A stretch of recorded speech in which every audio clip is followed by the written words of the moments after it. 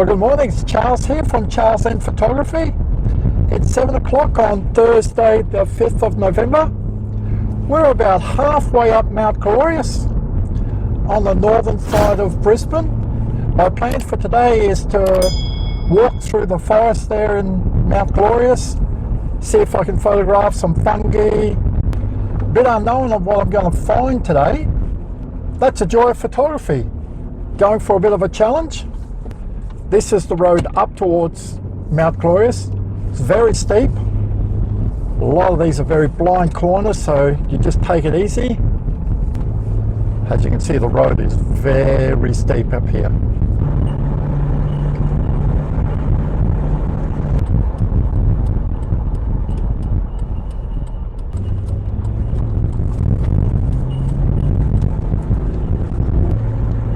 It's a beautiful little spot up here. The sun's just filtering through the trees. Now we're just about on the top of the range here. There we go, we're in Mount Glorious now. There's a great little coffee shop here. It gets very busy on the weekend. Coffee and the food is just great up here. This is the coffee shop that I'm talking about, the little shop. Just on our right here. It's actually already open. A couple of bikes here. But on the weekends it's packed. Maiala Park, and we're just going to go up the road here, turn down the little dirt track and follow it along. It's only about 200 meters up here because there's a waterfall here, so if you're ever coming up for the waterfall, it is much better to go down this road here. It's called Brown's Road. A very small road. There's actually a track that goes from Maiala Park through here. It's around a 500-meter walk just to get to the road. So because we're going to go on the waterfall side of the track, I prefer coming along here and just parking right beside the track and walking the last little bit. And you know you're getting close to it. Here you can see the pedestrian sign here. Whoa, look at this guy, the size of the lens he's got.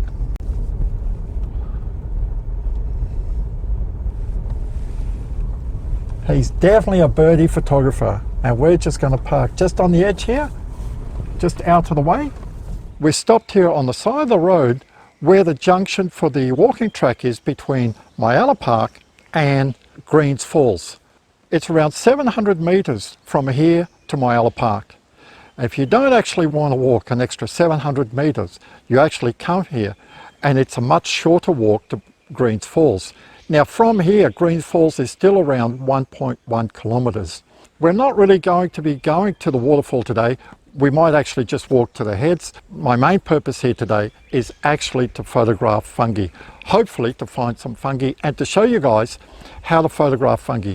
Now in my kit bag today, I have the Takina 11 to 20 millimeter lens, f2.8, great for forestry walk and all that, but very wide angle. Great for like walking along the track if I see something interesting. For the fungi, I've actually got my Takina 100mm f2.8 macro lens. So this is the walking track that takes you to Maiala Park, and we're actually going to walk on the other side here down to Greene's Falls that you can see here. So here we are. So we're on the walk to Greene's Falls now. It's a nice little walking track.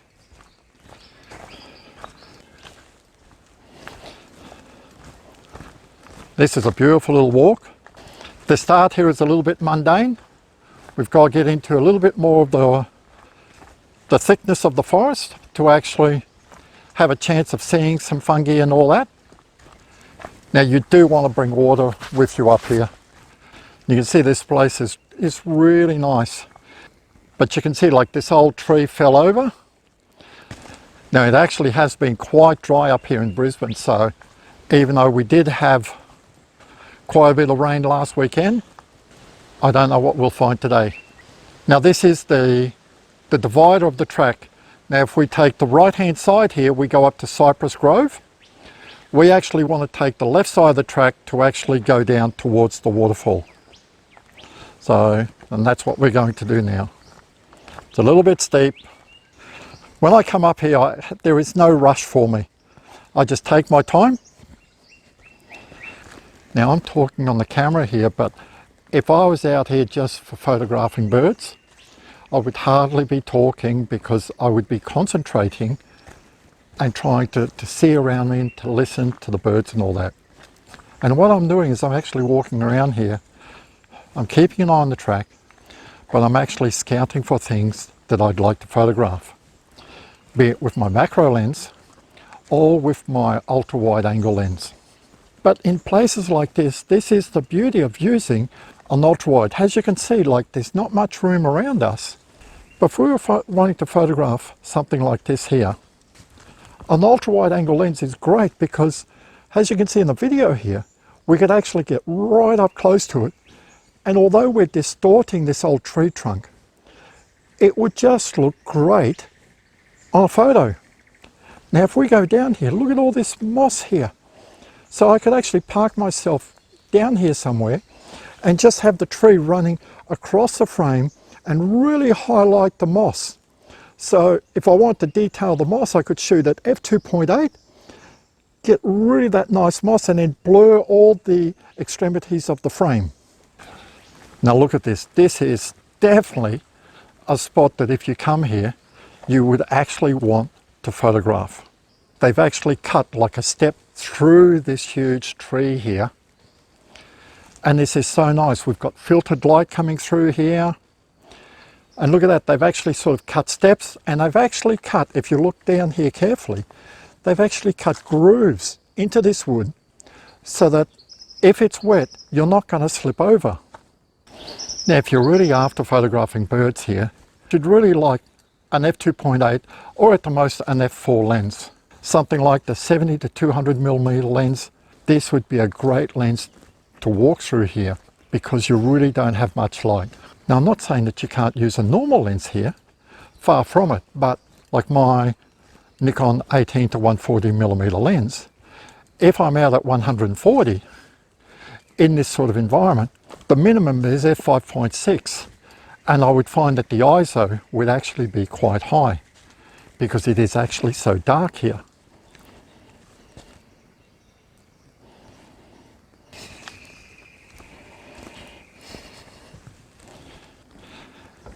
Now I've got sneaking suspicions that I might not be finding too much fungi because I cannot see too much around. Seeing a nice lot of moss there, look at that, the moss is really good because we've just had a bit of rain, so it's just like the grass in your backyard. It's gone great, some moisture, so it's actually gone that nice greeny colour. This is where you want to actually keep an eye for fungi. Fungi likes little dark hollows and all that sort of stuff, so this is what we actually want to keep an eye on.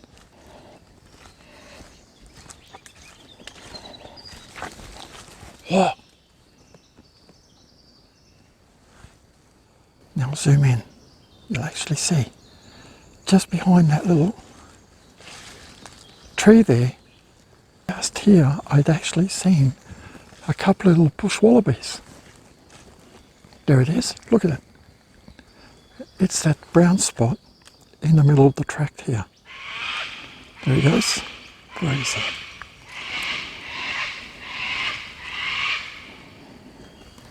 I'm not going to talk because I'm just going to scare him away.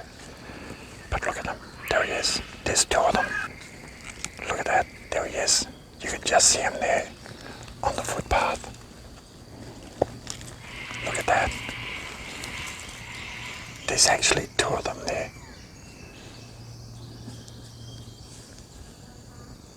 Look at that, this is so nice.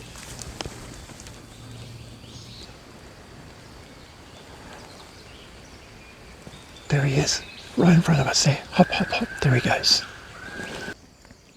Now that was just awesome to see. But this is the beauty of walking through these tracks. If you come up here, well of course, most people wouldn't be doing a vlog like I do.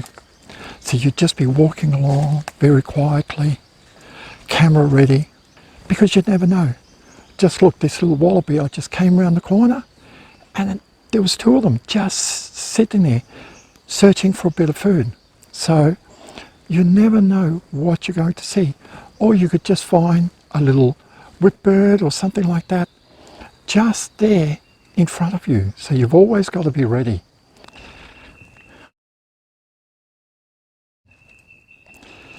Now look at this little spot. We're coming up to a little footbridge here. Look at this. This is going to be great framing for a nice shot. If we frame this right, it'll actually look really nice. You can see like the path sort of starts, goes off to the left a little bit, and then tapers back off to the right. Now framing this properly will actually give us a really nice perspective of this area. And this is what you've got to think of. And this is why I tell people it's great having a tripod when we're out in places like this. Now there's a little creek that's running through here. You can see that there's not much water around. It's a little bit stagnant just because of the recent rain that we've had. And although you can actually shoot handheld in places like this, you'd have to use quite high ISO though to get your depth of field, because you'd be shooting around f8. So in low light, you'd be around 600 or 800 ISO. But if you're using a tripod, then it's actually forcing you to slow down. You can take your time, and also because your camera's on a tripod, you don't need to shoot at a low aperture, and you can actually have a base ISO of around ISO 100, and you're limiting the amount of noise that you're picking up. So you're going to get a much cleaner shot. So we're not too far now from the waterfall. We've actually walked quite a way. This is a little park bench that I was telling you about. Now when I was here quite a while ago, there was actually moss on this, but it looks like they've cleaned it all up. And if we lean down here like this, look at the framing here. We have the park bench on the left. It seems to go on forever. It's around 2 meters long. Look at this path that just leads toward us. So it's sort of pushing, funneling us to the unknown in front of us here. But we can see we've got a fence here beside us on the right. So this is why the ultra-wide lens is pretty good, because we could actually get this close, get the whole park bench, and still get our path here. Now I don't know if we're actually going to be seeing any fungi. You know, sometimes we can't choose. Today I had a day off. So okay, well I'll come up here and I'll see if there's any fungi around. It's not stopping me enjoying my day. Then you can actually process your thoughts a bit more, saying, okay, I'm still having an enjoyable time up here. Instead of using this macro lens a bit, although I am going to use it because there's a bit of nice moss around, but let's use that ultra wide angle to its optimum and get some of these fantastic close-in shots. Now I know I'm not too far from the waterfall here. Now it's getting pretty bright here, so the canopy's opening up. Well, that tells me that we're very close to the waterfall. There's a bit more water lying around. While we're walking, I'm being very careful where I'm walking, because there's steps down here. Now there you go. Now there is another perfect example of photographing using an ultra wide angle lens. And we're actually going to take a photo here in a bit, but as you can see on the right here, it is super bright, and this is where a bracketed set of image, often called HDR, high dynamic range photography, really comes into play, because I'll probably take about 5, maybe 7 frames, and we start from our shadows and work all the way up to our highlights here, the very bright area, so that we don't blow out the highlights. And then using my favorite program to merge HDR images, which is Photomatic Pro, you blend all these images together and you end up with a correctly exposed image. because the camera cannot see as good as our eye. I can see all this without highlights blown, but the camera won't. And here we go. So this is Greene's Falls.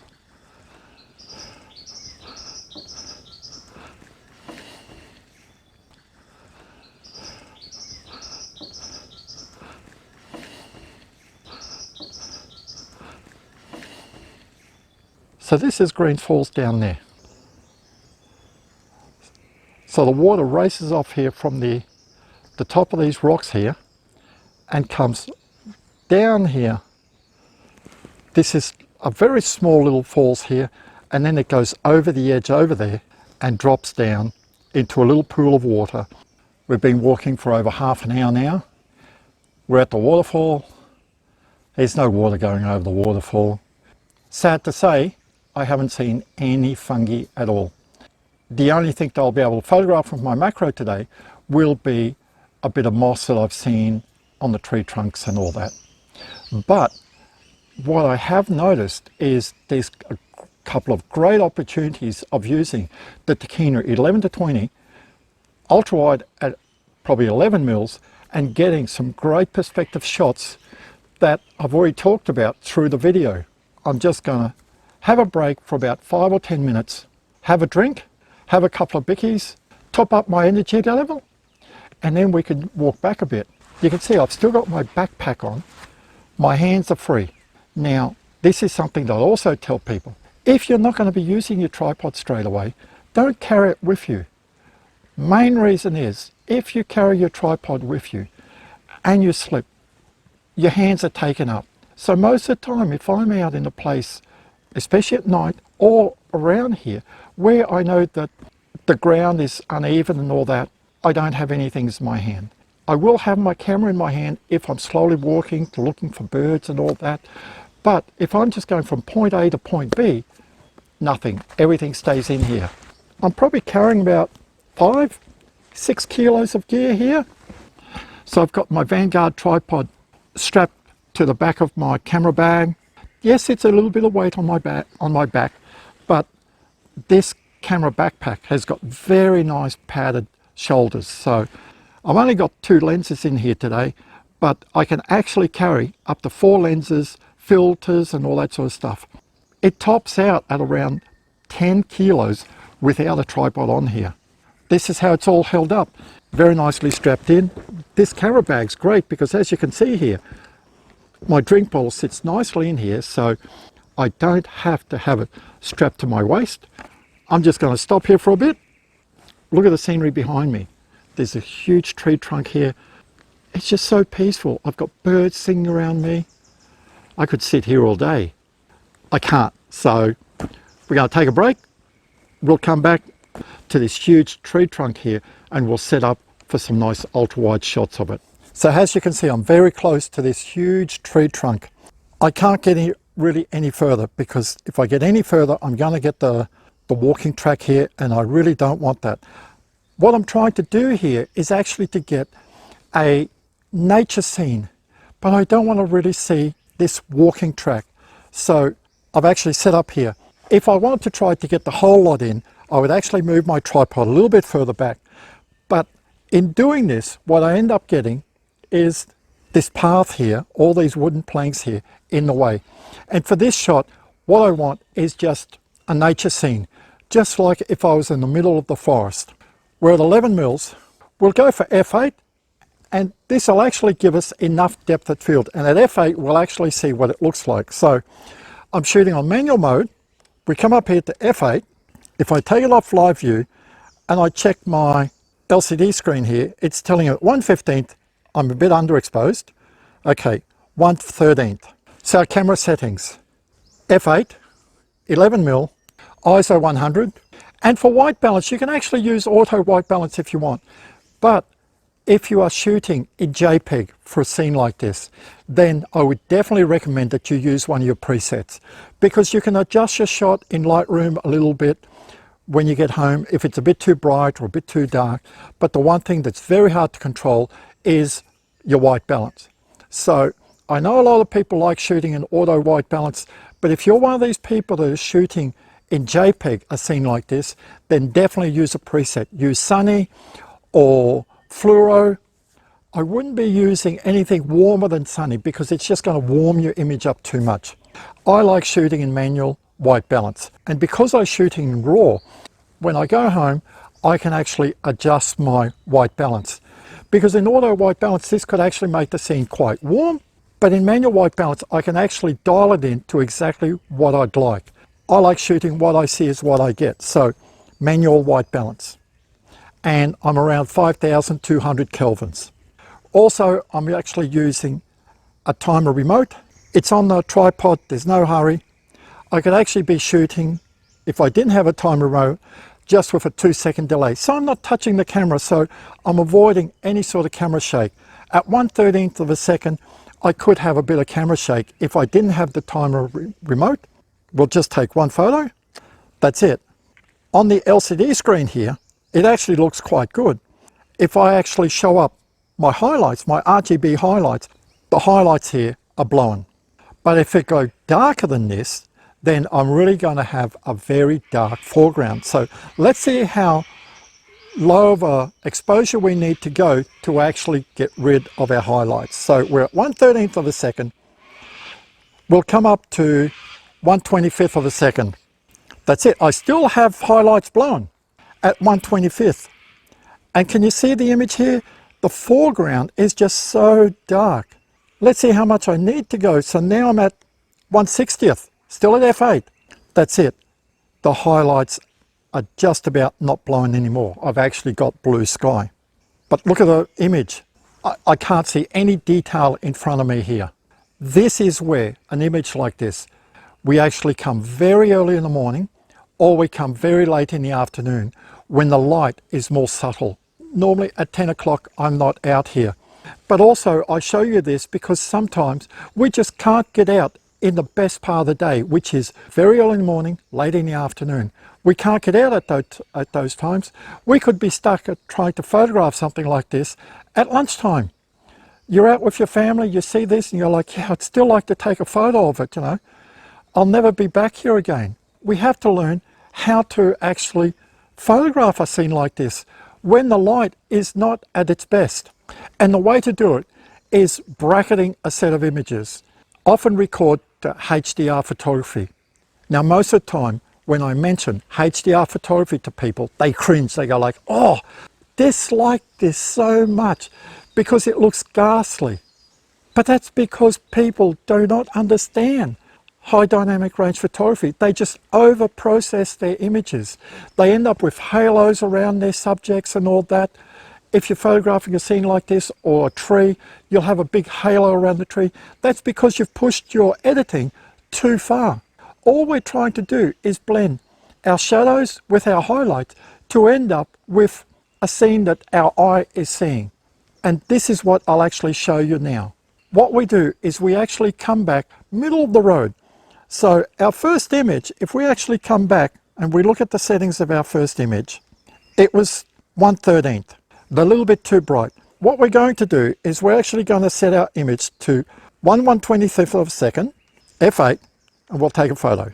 That's it. Now, we're in middle of the road here. Our highlights are blown, but our shadows are not too bad. So what we're going to do here, on the Nikons, what happens is, I've got a little button here on the left called bracketing. So holding the info button down, I hold the bracket here. I have on my screen at the back. On the right it says 0.7 and on the left it says OF because it's off at the moment. If I turn the back dial here once, it'll say 3. If I turn it to the left, it'll say -2 or +2. Now if it's at -2, it means it will take 2 darker frames. If it is on +2, it will take 2 frames over your correct exposure. But I go to the right. So it'll say 3, 5, 7, 9, because there is so much difference between our highlights, our shadows here, I'll actually choose 5. The 0.7 means this is your EF, your exposure.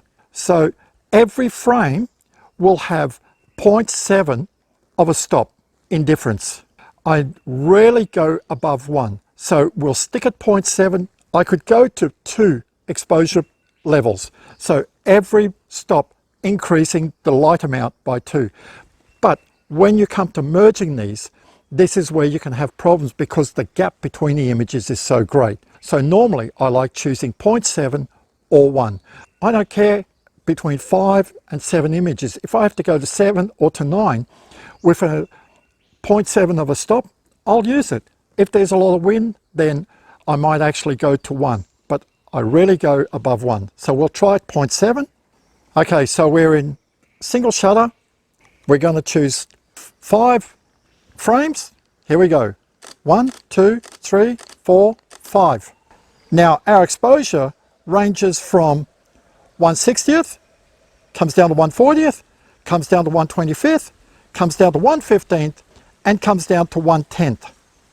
This actually looks really good, and we've actually got a very nice detail in this foreground. And compared to all this, I'll actually take all the bracketing off, and we'll just take one exposure at 1/25th, and look how dark the image is. Can you see it here? Now these are unedited. And this is what it would look like if it was edited. Let's try a frame a little bit differently.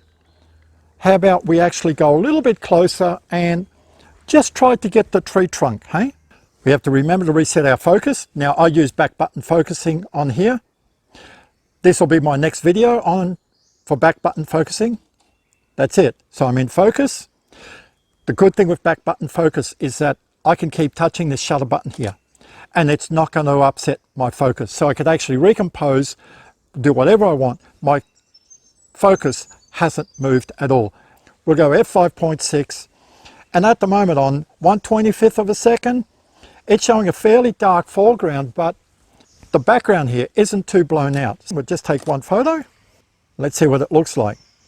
Not really the feel that I was actually hoping for.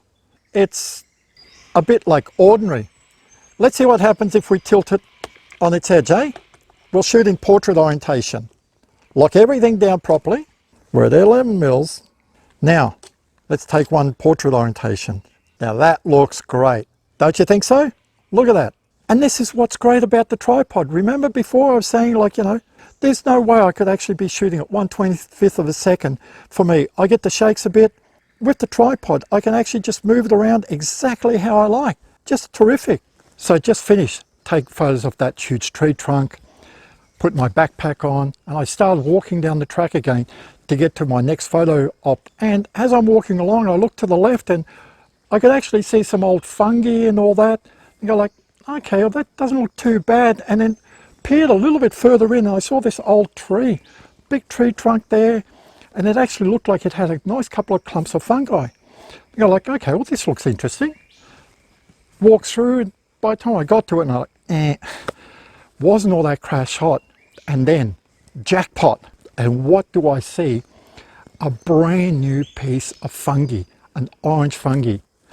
It actually looks very impressive. The back of it is very hard, but it's got all these, looks like these little tentacles. It is just amazing. So we're actually going to take some photos of it. I've set up the camera with my Takina 100mm macro lens. So, but let me show you what this one is. Now look at that. That just looks amazing. And in a photo, that will just look fabulous. So that's how my camera's set up. So that's it. You can see I've got it on a slight tilt. I'm in live view so I can actually see it, how it's framed. We're in focus. We're shooting at f3.2, aperture 1/20th at ISO 200. Take it off live view, use the remote. Wow, that just looks great. Now what I might do is just back the camera a little bit because I'm really close and I just want a little bit more room around it. We're using the rules of thirds here, so refocus, perfectamundo. At f3.2, we really don't have much depth of field, so if we go to f11, perfect. No need for another shot. That is great. I did stop in another spot and I got some really nice little fungi. A whole clump of it. It was just like a skyscraper. It was very nice. Photographed this with the Takina Macro 100mm. Now, We're about halfway from the waterfall to the car park, and I'd seen this log on the way down. Uneven light here. It's very harsh over here, it's shadow over here. But my tutorials are to show you that sometimes you're not out in perfect light.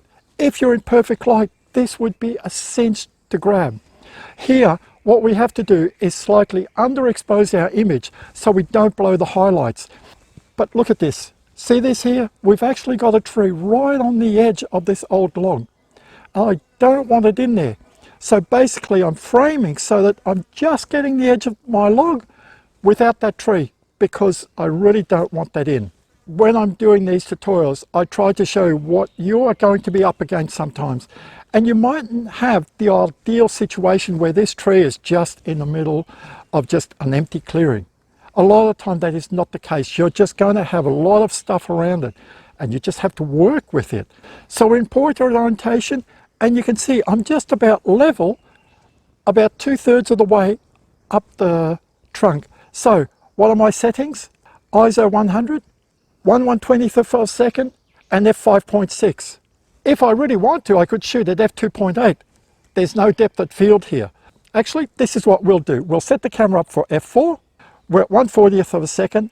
I've actually got on the 2-second timer delay here. Okay, so in live view, we'll take a shot. That's it. Now we've just got slight highlights blown, but it's starting to get a little bit dark on this side here, so we're not going to go any further. And even though it's basically a split image at the moment here, half my image is quite bright, half is quite dark. In Lightroom, this won't be too hard to compensate. We'll stop and we'll see if there's anything else that's worth photographing back to the car park. Now I've just stopped here. We're nearly at the car park, but this little spot here with my wide angle lens looks really nice. Now I've taken 2 sets of photos. I've taken one in portrait orientation and one in landscape orientation, just to give me a view when I get home which one I'm going to like. I'll move it around a little bit. You can see where my camera is now, and if I come back around the back here, can you see where I'm pointing? I'm pointing directly at this hollow log. Now I'm just about at the same angle as the camera. My camera's tilting probably a little bit more, but look how nice it looks like. It looks like a ghostly hollow there. This is what you have to think about sometimes when you're coming out here. Look for the unusual. There's often these sort of hollows. Just look for something like this and you'd be surprised what it can make. Now you can really go to your heart's content. You can make it grayscale. You can add some grunge to it to make it look really sort of artistic. The editing's up to you. Well, it's just after 12. We've been here for about 4 hours. It's a nice walk down there. The walk back is a little bit steeper. But today I really hope that you've taken something away from this video tutorial, not just in the bushwalking, but using an ultra-wide lens in confined spaces like this in the forest just gives you so much more options than a standard kit lens of, like, let's say 18 to 55, or on my camera the 18 to 140 Nikon. 18mm is great when you've got a bit of room. The Tachyna 11 to 20 at 11mm just gives you so much more options. It is such a good lens, especially if you're into low light photography like astrophotography and all that. An f2.8 lens for nighttime work is just essential. It's just part of the game, really. Normally 11mm, when you're up close to something, you're actually fighting with distortion. You're trying to get rid of it and all that, minimize it, keep the camera straight. Out here, when you actually got this huge tree trunk in front of you, well then use the ultra wide to your advantage. Use that distortion to your advantage to get a totally different perspective. You saw how we shot down there. We were very close to it, tilted the camera so that the roots and all that of the trunk just didn't look natural. And that's what makes a photo different and appealing to viewers. And then when we used the Tachyna 100mm macro to actually shoot that fungi, especially that orange, it just looked like it was glowing. Now this is the first time they've actually been able to take my macro lens out in the field and all that. Color rendition on this lens was fantastic. I picked this up near new, so second hand. It was only 6 months old and I picked it up for $400. A bargain. And these things, I can tell you, they're built like a brick. And this is why I love Tachyna lenses, because they are just built like tanks. And it's a great macro lens. Comes with a really good little hood, and 100 mils for macro is just real perfect. I find like 40 or 60 mils sometimes is just too close, especially if you're shooting insects or small flowers. They're just about right in front of the lens. So the 100 mil just lets you back off a little bit, gives you a little bit different perspective. I'm off home now. Hope you enjoyed the video, and I'll see you next time. So this is Charles for Charles and Photography. Bye for now.